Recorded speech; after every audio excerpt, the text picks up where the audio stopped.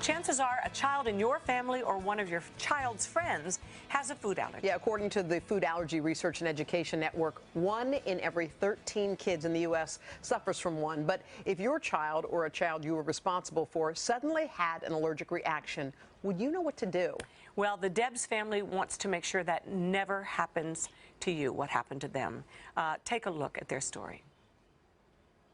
Just 2 weeks ago, the Debbs family of West Palm Beach, Florida, were excited for their Thanksgiving vacation. It started off amazing. It was a wonderful, fun trip. We were visiting my sister-in-law at her farm and then on to Maine for Thanksgiving dinner and a fun weekend. And that was the plan.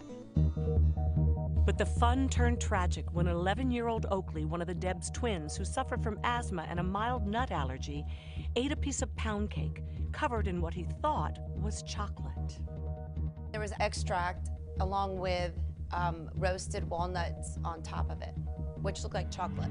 We took our usual precaution. We gave him Benadryl. We're looking at an hour and a half to 2 hours later that he came up and said his stomach hurt. I went to sleep. My Uncle Mac woke me up at 4 o'clock in the morning. He said, "We need to go now." And I said, "Where?" He goes, "To the hospital." That night, Oakley vomited and his parents called 911. The ambulance arrived, but Oakley had gone into anaphylactic shock. His airways suddenly closed and his heart tragically stopped. It feels like half of our life is gone. He was the best kid a parent could ask for, and I keep struggling with the fact that, you know, that his life was taken so soon. I just was like crying because I knew that he was gone, and that was just not, it was the worst day ever. I realized in my heart of hearts, my son was put here for a reason. He always was spreading his big smile and his athletic ability. And his friends were all very important to him. And this is the way I can pay back the loss of my son, is to teach other people not to be in my shoes. Just days after their loss, it was Oakley's bright shoes that inspired the Debbs to start the Red Sneaker movement. We need to figure this out and use my son as a way to help promote awareness.